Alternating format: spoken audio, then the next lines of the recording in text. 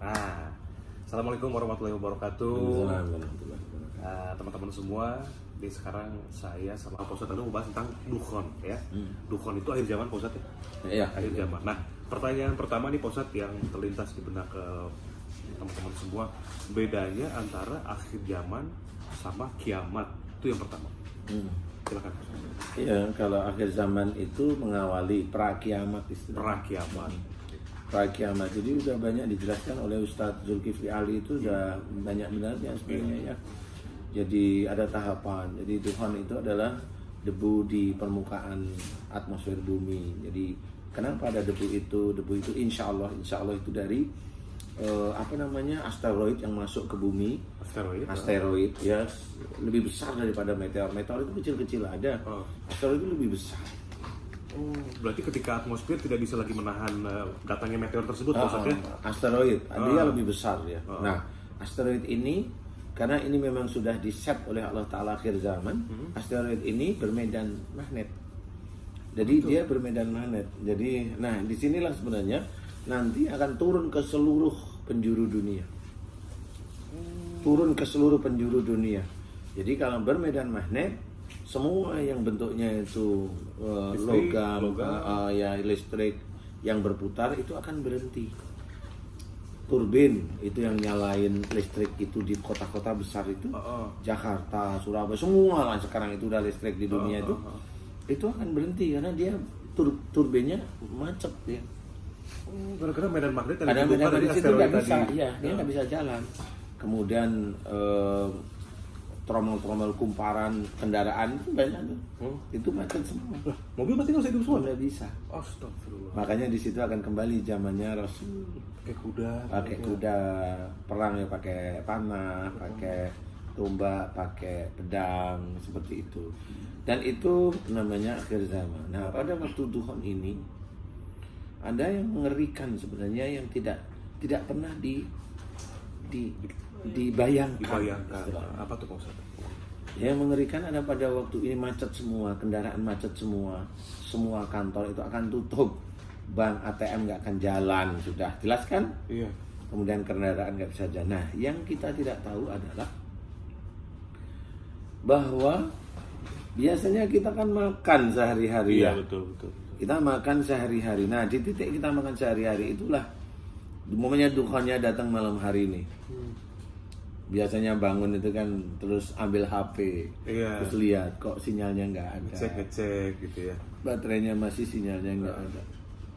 Nah dari titik itu dikiranya hang di restart. Nggak taunya memang pada waktu malam itu kita tidur itu Allah sudah menurunkan banyak asteroid ke bumi dan sebenarnya sudah ada dukhon atau debu di permukaan langitnya bumi itu. Disitulah kita tidak sadar. Nah di situ sudah mulai tuh orang sudah haus di rumah nggak ada ini, dia akan menjarah ke toko-toko karena pompa listrik itu mati. Pompa listrik mati ya nggak ada, dia beol, nggak nyala ininya, sudah air ininya udah nggak nyala, semua mati semua. Disitulah mulai kelaparan melanda, mulai dari haus kelaparan. Nah saudara-saudara kita yang dari desa atau dari tempat pengepul makanan, entah itu sayur, entah itu daging, entah itu ayam, entah itu ikan, nggak bisa ke pasar karena kendaraannya juga mati. Nah bagi kita yang dari rumah itu biasanya mau ke pasar atau mau kemana, nggak bisa juga karena kendaraan kita mati. Di titik itulah chaos nanti. Di titik itulah chaos sebenarnya. Nah disinilah chaosnya, di sini harus kita tahu. Masih ada orang baik, ya, masih ada orang yang menengah, bisa baik, bisa tidak baik. Masih juga ada orang jahat yang berkeliaran. Nah, pada waktu kita tidak bisa makan, ada orang baik, orang yang biasa, ada orang yang jahat, punya anak semua kecil-kecil. Dia lapar minta makan. Kalau yang baik dia akan berusaha cari makanan, tapi nggak akan ketemu.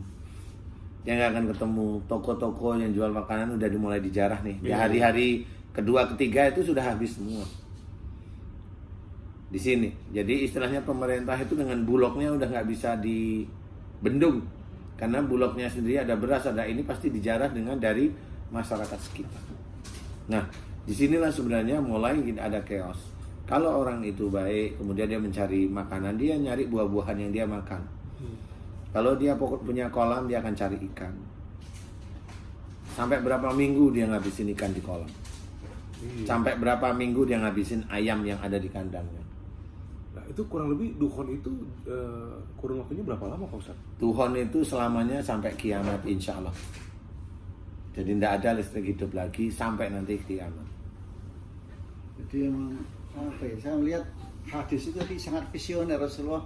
Kita diminta mengajarkan anak-anak kita untuk Berkuda, berenang, oh iya itu memang jangkauannya nanti jangan untuk masalah. Betul itu Pak Haji, betul itu Pak Haji. Bahkan berenang pun nanti ketika kita harus berperang ke lain pulau, Iya. mencari makan ketika di pulau kita nggak ada, mungkin bisa Berenang berenang itu, ini karena iya. nggak ada kapal-kapal. Nggak ada kapal. Iya, Begitu betul, lah. betul, Nah, betul. itu memang betul visioner istilahnya. Visioner. Berapa ratus ke depan itu sudah diajarkan Rasul sebenarnya seperti itu. Dengan ini bahasanya olahraga favoritnya Rasulullah. Memanah, berkuda, berenang. Dianjurkan, Dianjurkan. itu dianjurkan. Dianjurkan. Jadi bukan cuma olahraga, itu Surah dianjurkan. juga dia. Sunnah ya. Nah, disinilah sebenarnya kita akan memahami. Di situ kalau ada orang yang dia biasa tidak berbuat baik, dia berbuat jelek atau jahat, dia punya anak kecil, lapar, kira-kira apa yang diperbuat? Ya, menghalalkan segala cara untuk memenuhi kebutuhan. Menghalalkan segala cara untuk memenuhi kebutuhan anaknya, istri atau dianya. Menghalalkan segala cara. Dan orang tidak baik atau orang yang keras, orang yang kaku, orang yang pemberani umpamanya, dia akan mencari makan itu yang ada di dekat matanya. Aku yang mati atau dia yang mati, biasanya seperti itu. Walaupun bisa jadi tetangga ini sahabatan Pak Ustadz, bisa jadi ya? Oh ya itulah chaos. Nggak ada sahabat. Nggak itu ada. namanya. Kalau tetangganya mau banyak makanan, tetangganya tahu ini udah seminggu, 2 minggu listrik gak hidup dan sebagainya gak hidup, emang makanannya kira-kira mau dibagi apa untuk dia sendiri kan gitu. Allah. Gitu. Nah, Bahkan disitulah juga keluarga sendiri bisa jadi Dah, iya. Bisa jadi ya. Iya. Bunuh-bunuhan Bisa bunuh-bunuhan. Bisa ada kejadian Rasulullah bin Dalik ya Allah.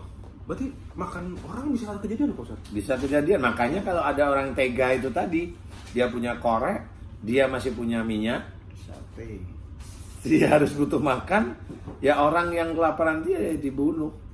Astagfirullah. Dibunuh dagingnya diambil. Karena apa? Binatang gimana? Nggak ada sudah. Ayam sudah lari semua, kabur. Udah nggak bisa. Nah di situ kalau ibaratnya anjing, kucing, itu dia bisa mencari untuk kehidupan sendiri. Anjing kelaparan, dia nyari. Anjing itu punya naluri itu mencari yang terlemah. Dia punya naluri. Yang terlemah udah glesot, gak makan 2 minggu itu kan ada glesot. Ada orang nih glesot. Glesot, nah itu ditunggu sama dia. Nah coba deketin karena dia lapar. Coba dia gigit kakinya, reaksi enggak, kan gitu. Kalau orang itu hanya gini-gini aja, anjingnya udah naluri, dia nggak bisa mukul saya. Dia kan gigit kakinya, gitu lagi. Lama-lama ya yang karena anjingnya lapar, lama-lama ya kakinya itu dihabisin dulu. Allahu Akbar. berarti kita harus punya gudang bulog sendiri, persediaan Iya. bulog sendiri, dan Iya. kemudian juga komunitas untuk memanfaatkan apa yang ada dalam gudang bulog itu ya. Betul Pak Haji. Jadi Siapa Rasul gitu ya? pun mengajarkan kita persiapan 1 tahun untuk mengatasi Tuhan. Karena pada waktu Tuhan itu kan nanti ada debu, kemudian panasnya pasti tinggi karena pada waktu matahari masuk sinar ultraviolet itu akan terpantul-pantul sehingga panas di permukaan bumi sampai jarak berapa ribu itu dia panasnya kuat. Nah di panas inilah akhirnya dalam hadis ceritakan Allah mengurangi air, tanaman dan hewan. Jadi mengurangi karena panasnya ini pasti akan terkurangi, air banyak menguap. Kemudian tanaman yang kecil-kecil kayak padi dan sebagainya itu nggak akan bisa hidup, tidak bisa bertahan hidup karena dia butuh air. Kemudian hewan-hewan yang kira-kira lemah dia pasti akan mati. Yaitu yang di dalam hadis diceritakan Allah mengurangi istilahnya dari air, tanaman dan hewan ternak itu memang sudah betul. Jadi karena kasusnya itu sumbernya dari situ. Nah dari sinilah kita harus berpikir bagaimana besok. Iya benar. Bagaimana besoknya? Nah, Tuhan sesuatu hal yang sangat mengerikan, nggak bisa untuk main-main. Nah, pada waktu Tuhan itulah Dajjal muncul. orang yang kelaparan nggak bisa makan, turunlah dia karena dia penyihir hebat. Iya. Dia turun ke tempat-tempat. Kalau mau Jakarta, orang-orang kan nggak bisa. Jakarta nih, orang kan nggak bisa dia ke desa. Naik apa dia mau ke desa? Kalau dia bawa ransel, bawa ini makanan, ketemu di jalan sama orang-orang yang lapar, ya selesaikan dia di jalan. Ada syarat-syarat tertentu tapi mungkin Pak Ustadz ya ketika akan dibantu oleh Dajjal itu. Ya jelas Dajjal itu kan nggak mungkin ngasih makanan gratis. Cuma-cuma gitu kan Nggak mungkin. Jelas orang-orang Muslim yang dicari dan dia akan dikafirkan. Kamu boleh makan, nih makanan. Lah orang kelaparan, Iya ya. 3 minggu nggak makan gimana? Lihat itu roti anget-anget. Istilahnya kalau orang Jawa itu kemebul itu dah itu bukan cacing yang keluar dari mulut itu, naga sudah. Ini langsung keruyung. Lapar itu, Pak Gitu. Nah itu langsung di stop, nggak boleh, kamu harus kafir. Dia masuk di momen krusial Pak Ustadz, di Iya. saat orang lagi lemah dia masuk di situ. Iya. Awalnya jadi juru selamat, tapi kemudian berubah jadi juru sesat. Juru sesat. Iya, betul. Benar. Nah itulah yang kita takutkan sebenarnya. Iya. Jadi orang-orang yang dia itu menyombongkan hartanya, selesai dia di situ. Orang yang menyombongkan dunianya, selesai dia di situ. Nah, Pak Ustadz nih Dajjal itu datang ketika manusia dalam kondisi terlemah gitu. Dalam bentuk apa sebetulnya? Orang tuh nanti melihat dia apakah tinggi besar gitu ya, raksasa mungkin atau gimana tuh Pak Ustadz? Atau ganteng, cakep sekali. Karena katanya kata Rasulullah itu perempuan-perempuan yang pertama kena tersihir oleh kehadiran Dajjal nih. Ya, karena kalau itu kan persoalannya gini Pak Haji. Jadi kalau Dajjal itu kan walaupun tidak ganteng, kenapa perempuan? Karena dia bisa melakukan sesuatu yang hebat. Bisa menyediakan makanan, minuman yang enak pada waktu orang kelaparan. Dan paling tidak kuat kan wanita. Iya sih. Materialistis juga ya. Hedonis Hedonis, materialistis. dikit-dikit lah gitu ya. Yang paling tidak kuat adalah wanita. Dia bagi laki-laki sama kalau dia tidak kuat. Makanya istilahnya kita harus benar-benar menjauh dari kota itu, menjauh. Kita harus punya tempat tersendiri agar bukan tidak bisa dimasuki oleh Dajjal ya, tetapi ya Jauh jangkauannya gitu Pak Ustadz ya. Dajjal. selain jalan lurus jangkauannya ya memang iman kita mulai sekarang harus kita benahi karena memang Dajjal itu dengan iman yang memang cukup bagus dia malas. Dia malas sudah. Iya. Gitu. Dajjal. Kayak gimana ya Dajjal? Nggak usah lah. Kalau Dajjal mau ketemu besok tak kenalin. Jangan dong. Kalau saya Kalau kita lihat-lihat, kalau kita dengar-dengar katanya bermata satu itu orang. Iya, satu. insya Allah kayak seperti itu memang dari hadis yang seperti itu. Jadi ya kita hati-hati, makanya kita benahi iman kita. Jadi acara siraman kolbu itu sebenarnya acara tauhid. Bagaimana kita itu membantu seseorang dengan doa kepada Allah. Iya. Tidak ada media sama sekali. Doanya hanya kepada Allah Ta'ala. Itu tauhid. Jadi nggak main-main sebenarnya. Di acara itu bukan pengobatan, itu tauhid sebenarnya. Iya. Pengobatan itu bonus aja. Kalau seseorang yang memang tauhidnya bagus, bisa kok dia sendiri doa sendiri, dibantu sendiri.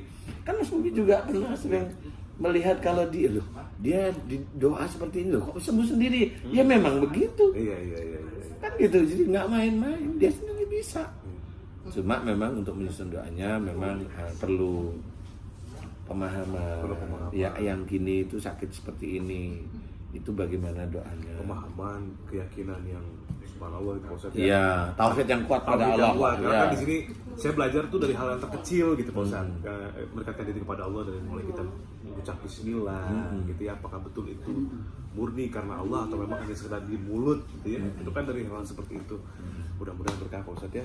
Iya, nanti kita sambung lah tuh. Nanti kita sambung lagi. Ini ceritanya masih panjang nih ya. Ciri-ciri sebelum dukhon datang belum nanti Pak Ustadz cerita ya. Kemudian bagaimana cara kita menyikapi lebih dalam lagi tentang datangnya dukhon, nanti akan kita bahas di video selanjutnya. Ya Pak Ustadz, terima kasih.